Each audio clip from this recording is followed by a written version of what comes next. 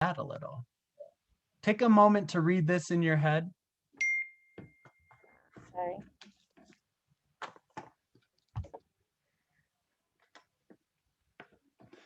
So miners work on the north side of the river, collecting gravel for things like playgrounds and dirt roads. The sediment, you can say with me, sediment, and pollutants enter into the river. So you see, they're digging up the earth and looking for rocks and things to collect. And all that creates a lot of what we call runoff.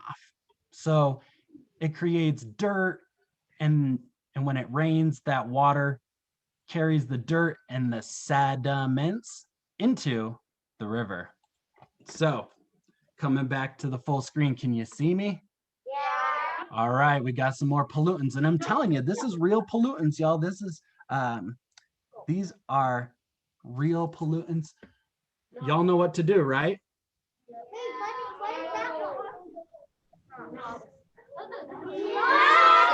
I'm gonna barf.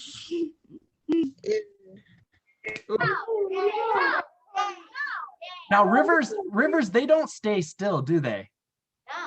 No, they're flowing. They're always flowing and moving. So we're gonna kind of get this river flowing a little bit. I'm gonna try not to soak my computer screen. It's getting a little bit dirty, huh? Let's keep moving on. I will. Ah, my friends, now we've got some logging activity in the forests. So the South Platte River, it passes by an area where loggers remove trees for lumber, you know, to build houses and fences and all that good stuff. More sediment goes into the river. Now, when we cut down trees, what happens is the tree roots are really, really good at holding the soil together. So when we cut down a lot of trees, there's more soil and sediments that can go into our river. And we all know that trees are a natural resource. We need trees for housing materials, for breathing. They create oxygen, and also for things like pencils and toilet paper, all that. So this is real life stuff in here. We've got some wood chips. So y'all know what to do. Ready? Ew. And you know, rivers move, so we're gonna.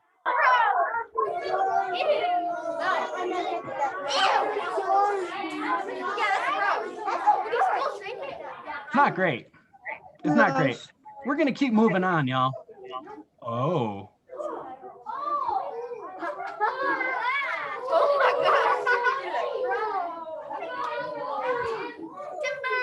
Friends, we have a river rafter here. So, you know, river rafters and kayakers, they'll float down the river. Sometimes they forget to pack out their trash, or sometimes they flip over like this guy, and any trash in their pocket might go in the river. So if wild animals get into the trash, they can sometimes become sick or even die. So that's not great, huh? So we've got some trash in here, certified trash. Y'all know what to do. Ew. Ew. Gross.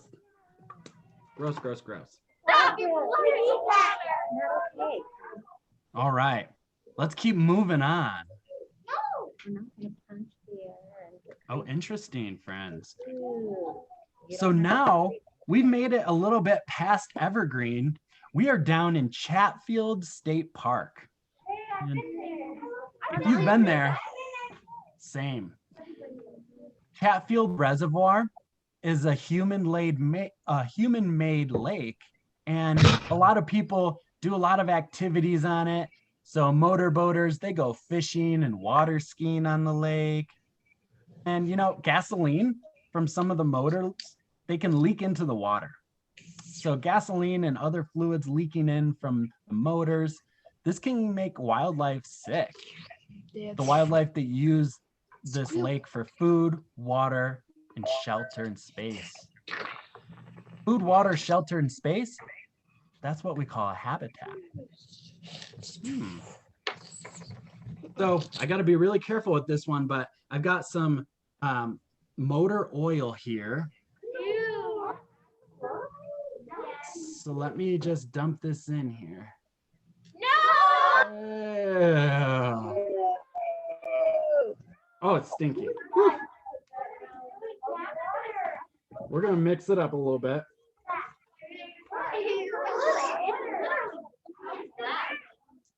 Now, would you want to drink this water now? Probably not. It's looking a bit more polluted. But friends, we're not even to Denver yet. We got to keep going into Denver. So let's keep moving. Oh, nice.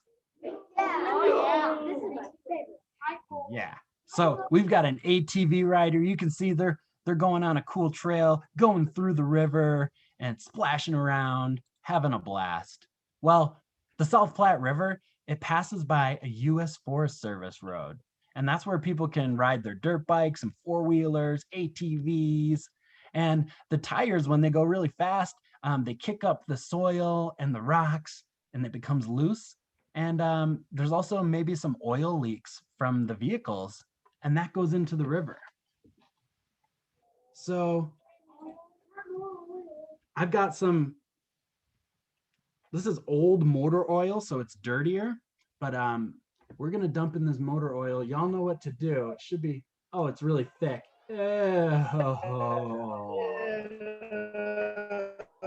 So unfortunate. Yuck. My goodness.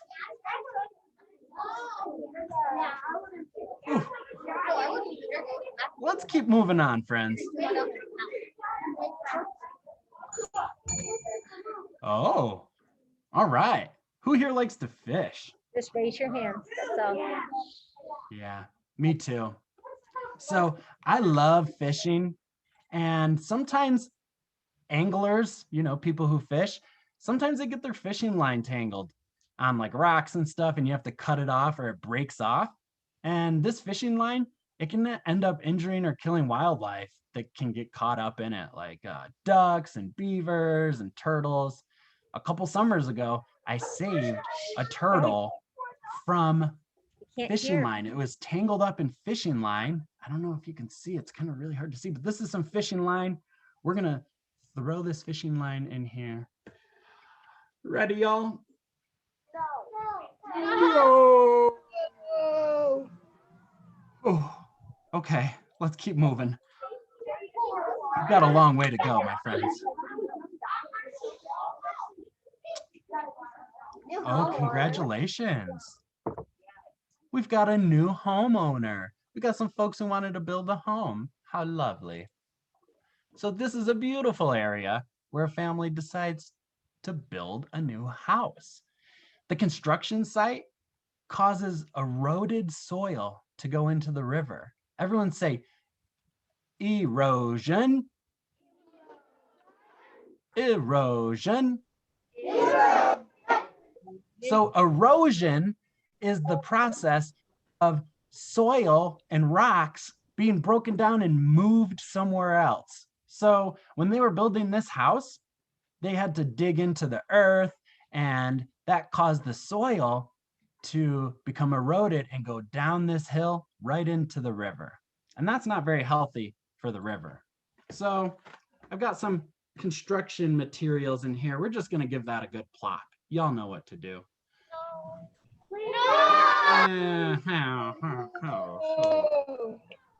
That's really gross. Okay. Friends, we're about almost halfway down the river. Let's keep going. Y'all are doing an amazing job. Thank you so much for helping me out here. Oh, this is this might be a familiar sight. This is a golf course called City Park Golf Course. And it's right in Denver. All those buildings back there, that's Denver. Yep. So there's a golf course right in the middle of the city, and the South Platte River runs right by it. Fertilizer is added to the grass on the golf course to make the grass green. Some of this fertilizer washes into the river after it rains. This fertilizer can cause a lot of algae to grow, and that can make the river unhealthy. So fertilizer is like really strong plant food. We know plants need nutrients, just like we need nutrients and vitamins to grow big and strong. Well, so do plants. Now, fertilizer, if we add fertilizer to a river, that's not very good because the plants are like, oh, I'm just living my life. Then they get some fertilizer and they're like, I'm huge and strong. But then all the fertilizer, the plant food starts to disappear, and the plants are like, I'm so strong, and now I'm weak. I need more food. And some of those plants can die off. And that's just not healthy because the bugs are like, wait, where's all our food? And then the fish are like, wait, where's all our food? So I've got some concentrated fertilizer. I got to be really careful here. But we might see some sort of reaction from it. So let's see. I'll hold it up close to see if you can see. Whoa. Oh my God. It's like. Whoa. So we can see the fertilizer's kind of bubbling up in there. Guys, listen. Do you see how it's bubbling? Yeah, that's why I said. So we've got a chemical reaction of the fertilizer. That is really interesting. Not very good for our river. Whew. Okay. Onward. Let's continue. Let's see what else there is here. That's not continue. Elena, not okay. Oh, You can think it. You don't have to say it. Me too. we've got a dog walker. So let's see what our dog walker has to say. We got a dog walker, and they decide to not pick up the pet waste and just leave it on the ground. Dog waste, or dog poop. Dog poop can contain harmful bacteria like E. coli that can get into our rivers. This can harm the quality of the water and make it unsafe for people and wildlife to use the water. So dog poop has a lot of bacteria in it. And when we don't pick up the dog poop, over time, if there's enough dog poop close to a water source, that can actually make the water unhealthy for people to go into. So y'all, my neighbor has a Chihuahua. And I did this for you all. I collected this. I did this for you all. I'm going to open it. I'm not even going to take very long. I'm going to open it and throw it in so it doesn't stink up my whole house, okay? Oh my. He's actually gonna. You know what to do.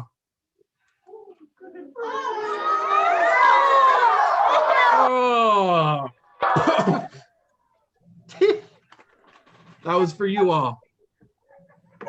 Oh, so let's get this poo mixed into here. My goodness.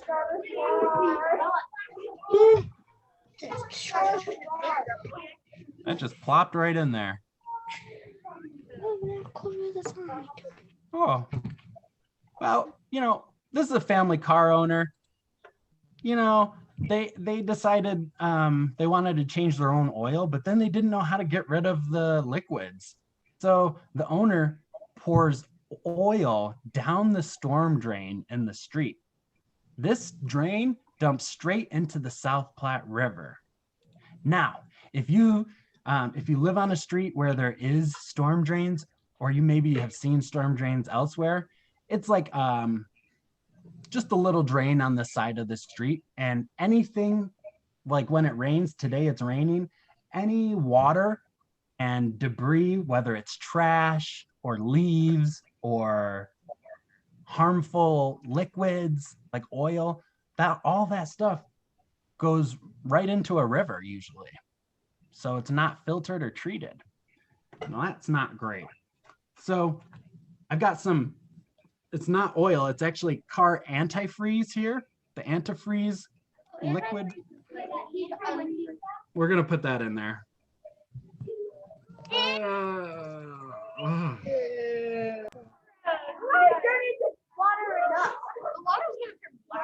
That's really unfortunate.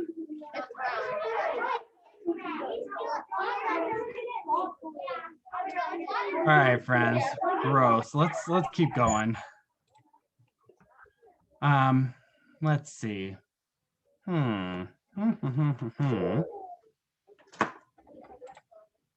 Oh, here we are. I've got a neighbor and they poured some mysterious liquid down the drain. And that storm drain, that goes to the South Platte River.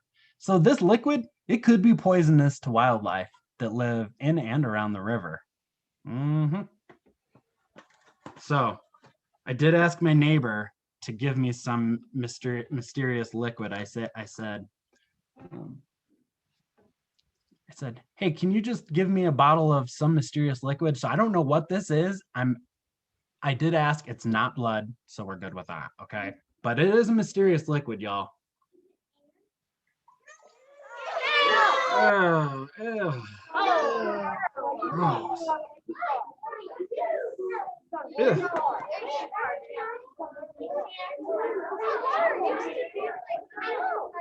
Whew. We got a truck owner. I'm gonna skip the truck owner for now and go to the picnic, just for time's sake. So this is a happening place. This is called Confluence Park, and it is where the South Platte River meets the Cherry Creek, and they flow into each other. Cherry Creek becomes the South Platte River. This is in downtown Denver, and in the summertime, if you go, you'll probably see people on the beach, dogs hanging out, people are having picnics and stuff, and we've got people who are on a picnic and they forget to pick up their trash. This trash blows into some bushes that are growing right along the river, kind of like down here. And the trash eventually falls into the river and then ends up floating downstream. So let me see if I can find some trash. Oh yeah, this is real trash, y'all. We got some real trash in here. I'm gonna trash it up. Ready? Oh.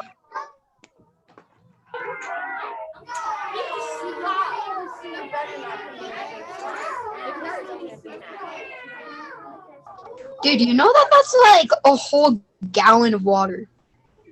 Yes, Jensen, that's a really good observation. This is only a gallon of water, my friends. So the South Platte River has a whole lot more water in it than just a gallon. So this is only a representation. This is just to show you what type of pollutants do go in there.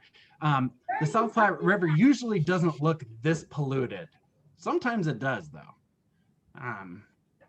So let's hop into our next thing. We got the picnickers, people going on picnics. Oh, here's an aerial shot of the South Platte River. This is the South Platte River, and this is a road that you probably have been on. It's called I-25. Yep. Denver's over here. You can see some of the tall buildings. And I-25 follows the South Platte River for a few miles. And what can happen is the grease and oil that leak onto the road by cars, trucks, and buses and stuff. Well, when it rains, this stuff usually ends up in the South Platte River. So water goes off the road and flows into the river. Things like salt and oil, they run off into the river. So I have here with me, I literally have salt and dirt from the road outside. Piece of salt. So y'all know what to do. Oh, goodness. Oh, no. Oh, Okay, that's oh my black. goodness. That's black. That is really unfortunate, friends. Okay, but we must go forward. We must continue learning and go down our river. We're only in Denver now, friends. Oh, so now we get to an industrial site. This is also a site, you might recognize this if you've ever driven by it. This is the Suncor refinery. So this is an industrial site where they create products for us. So the river passes by an industrial site where oil is prepared for making products like plastic bottles. People in Denver use these products daily. Pollutants from creating these products seep into the river. So let's see here. I know someone who works at the site, and they did give me this. They did warn me that I should be really careful when I pour this in, not to get it on my skin because it is industrial waste. So this is unfortunate. I hate to do it, but oh no. Ew. Yeah. Gosh.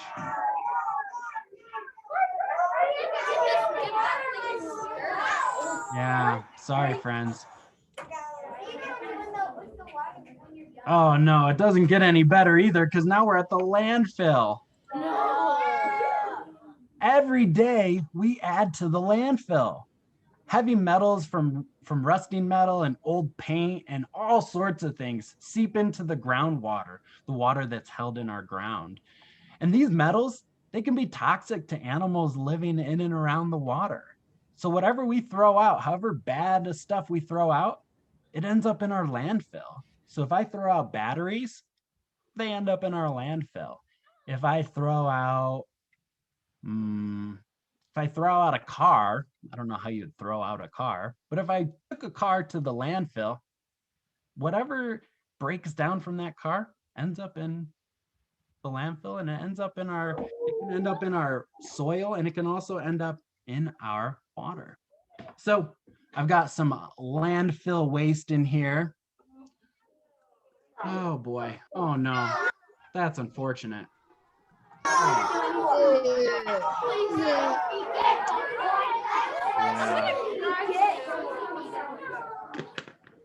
All right, so let's get this river moving a little bit.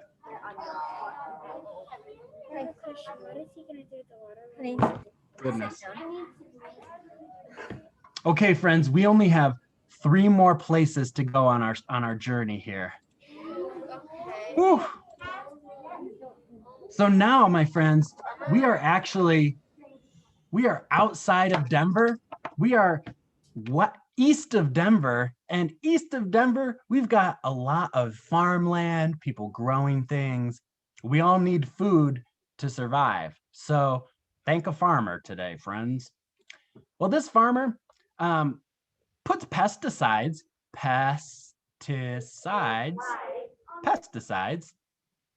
on their family's wheat and corn crops to control insects. These pesticides wash into the river after a rainstorm, and that can kill the insects living in the river.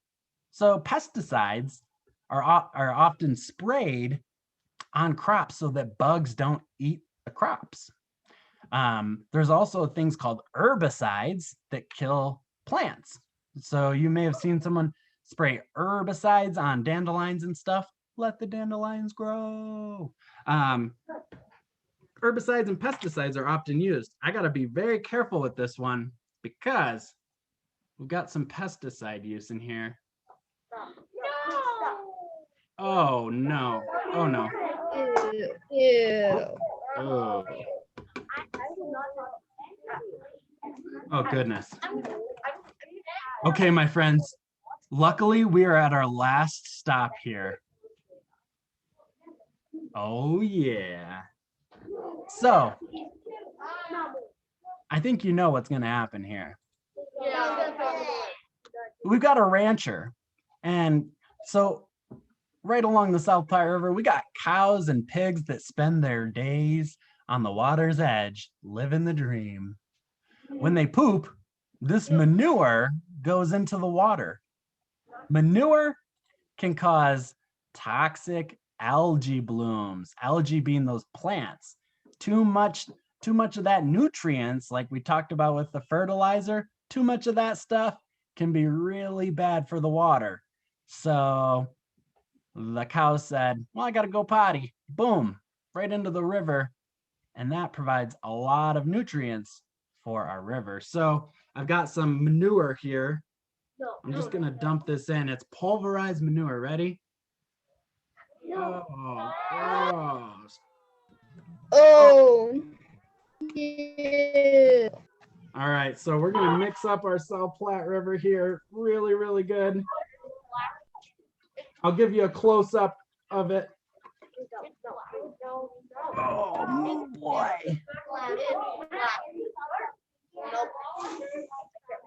You could see some trash, maybe some other stuff on the bottom here. Oh my goodness. The macaroni is still there from the bottom. Oh, from the beginning. My goodness. Now, friends, whew, we've only just made it east of Denver. If we were to go back to that map, we still have many, many states and thousands of miles of river to go down. This is just what the people and the animals and the environment has done to the river in Colorado. So I want you to take a moment, don't yell it out or anything, but think to yourself, Logan? who polluted the South Platte River? Think to yourself, okay? He said, don't yell it out. Just think. Don't yell it out. And who polluted the South Platte River? I would like one of my virtual friends who's learning from home, if you wouldn't mind, you could take yourself off mute and answer. What do you think? Who polluted the South Platte River? Anyone I can call, Mrs. Harrison?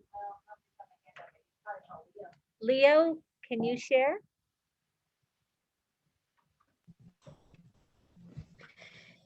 Animals and people and the environment polluted the river.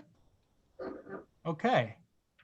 Yeah. So it wasn't just one single thing, right? It wasn't just the angler, and it wasn't just the construction site, and it wasn't just the farmer and the landfill. Everyone is kind of responsible for polluting the South Platte River, right? Everyone is. I mean, I know for me personally, I always try to throw out my trash, but there has been times where trash is blown away in the wind and I wasn't able to get it. You know, we're all responsible for taking care of the South Platte River. So if we think for a moment, what is one thing the dog walker could have done? Picked up the poop. So if you have animals at your house, dogs, Listen. you could pick up the poop. I know it's not a fun job, but someone's got to do it. The car owner could have collected their oil and jumped on Google to figure out, where can I dispose of oil? There's places you can take oil in and they will recycle it for you instead of dumping it down the drain. Now, my big question to you all is, what can you do about it? What can you do about it? Do you want me to share some responses? Yeah, maybe we give people like 15 seconds. Just think about it. What can you, as a third grader, what can you do to help be a better caretaker of the South Platte River, to be a better caretaker of our environment?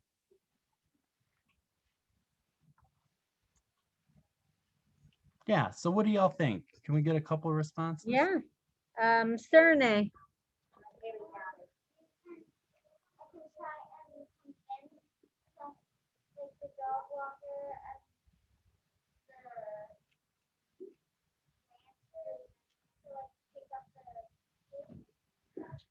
She's saying how she could try to convince other people, dog walkers, to pick up the dog poop and help explain to ranchers about the pesticides. That is such a beautiful answer because yeah, we can educate one another and we can encourage each other. So if you're at school and you see friends like eating a piece of candy, then throwing the candy wrapper on the ground and running away, we can tell our friends like, hey friend, you know, it's not good to throw trash on the ground because that trash can make animals sick. It makes our school and our neighborhood look not good, makes it look trashy, and we can actually help one another do better. Yeah. What about Haley Calendar, she had one. yeah.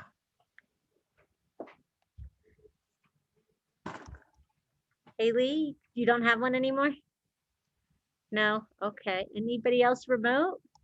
Yeah, Gavin, Jensen, Charlie, Leopold, Haley. Gavin, what's something you could do to help?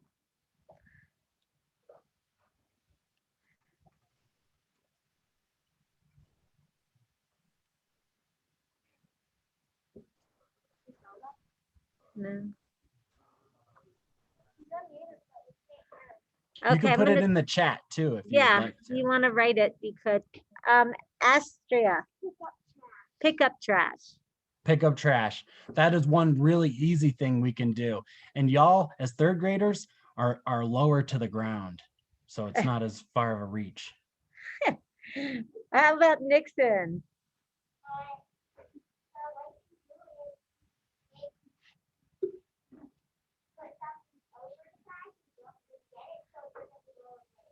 Did you hear that? Put something over the trash and don't forget it so it doesn't blow away.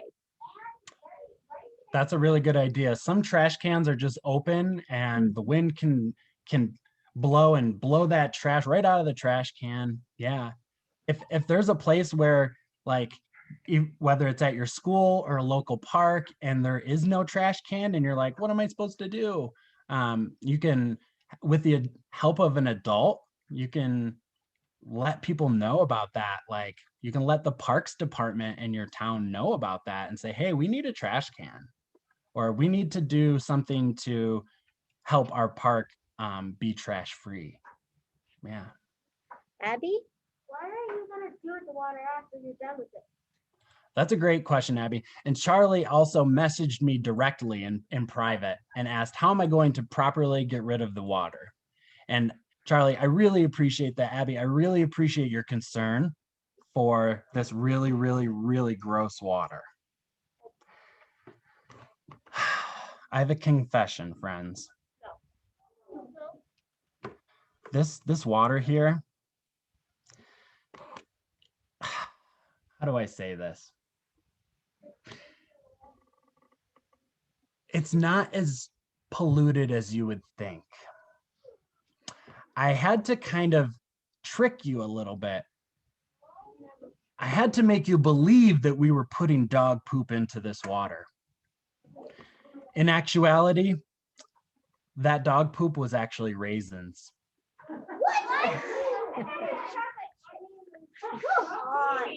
The car antifreeze was water with a drop of food coloring. The manure was coffee grounds. I mean, it looks like dirt. Yeah, the dirt is really dirt. Yeah, the dirt's really dirt.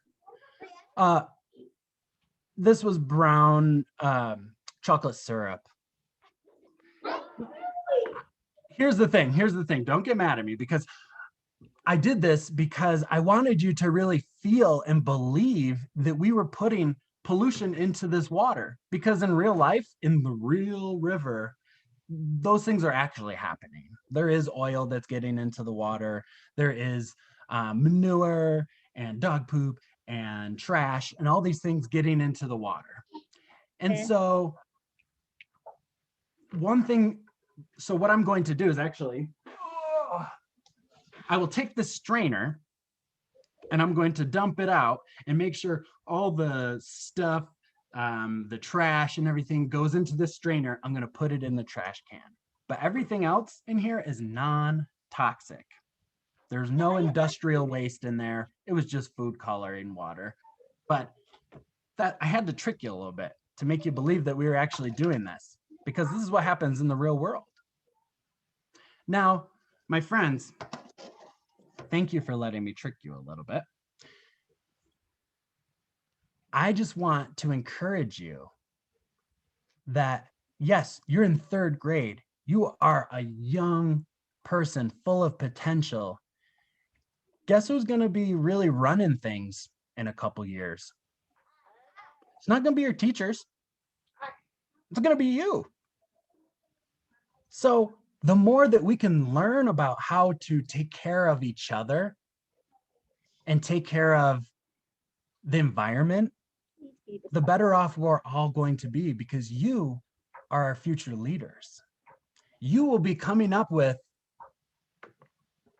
innovations and new discoveries for trying to clean water better and filter it and make sure that everyone has access to clean drinking water.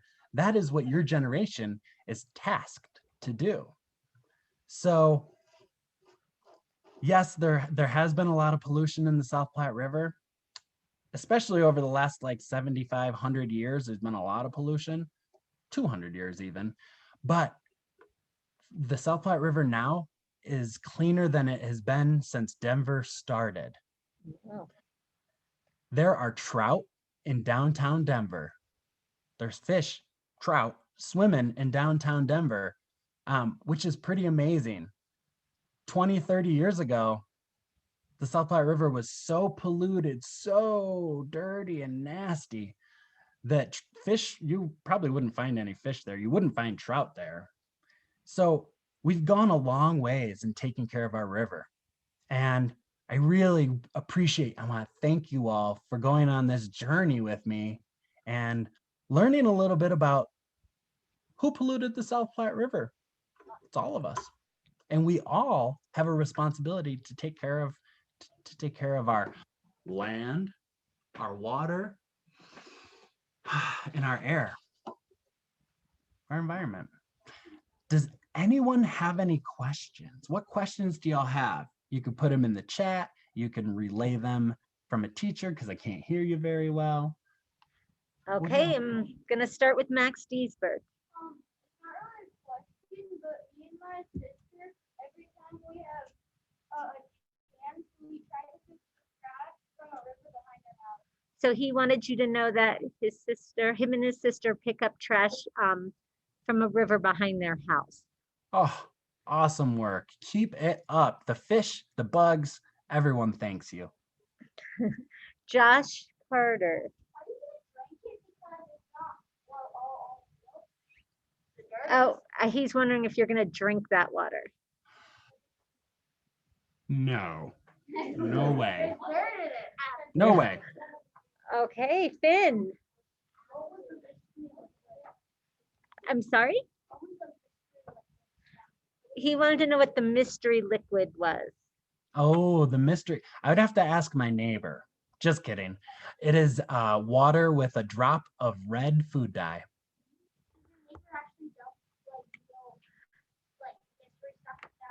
Does your neighbor actually dump mystery stuff down the storm drain? No, Mindy, we've talked about it. Mindy knows that you should take your mystery liquids and things to a place where you can recycle them or dispose of them. Yeah. Okay, Madison.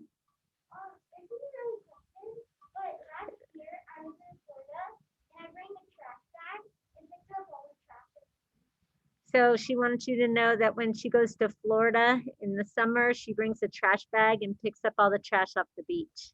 That is so great. A lot of trash ends up in our oceans. Actually, last Friday, I was with 3rd graders in Denver, and we did a trash cleanup. We picked up 2.5 full trash bags full of trash. from a river. It was really cool. Wow. Okay, a couple more, Sunny. I have a and we put some of the water out of the because the bottom fills up with water. And this year we're going to keep it there to Oh, how neat. She said that she has a creek behind her house, and last year they got a bottle of it, and they're going to get another one this year and compare it. Very cool. Interesting. You know, another thing you could do is you could collect water right after a rainstorm, like right now, and then collect water after it hasn't rained for like a week or two, and you should see quite a difference. Okay, that sounds fun. All right, Abby. how did the South Platte River how was it clean? So she's wondering how it was ever clean, the South Platte River. Yeah. And now Well, that it's cleaner now, what changed? Is that what you're wondering? that's a really good question. So, you know, we have to remember that indigenous people have taken care of this land for thousands of years. And while they had some impact on the river, it really wasn't until settlers came and settled in what we now call Denver. And we, we have a lot of industries, so a lot of different factories and things like that. And those factories, once they were started to be built in Denver, they were like, what are we going to do with all this waste? What are we going to do with like the old tires from cars? What are we going to do with the factory waste? Because we don't want it. We're just going to put it in the river and, send it downstream. So that's kind of what happened for a long time. And then, people in Denver were like, this is gross. We need to do something about this. This is not fair to our downstream neighbors, all those other states and the ocean. It's not fair to the ocean either. So there was huge efforts to clean up the river. So they went in and they took out tires.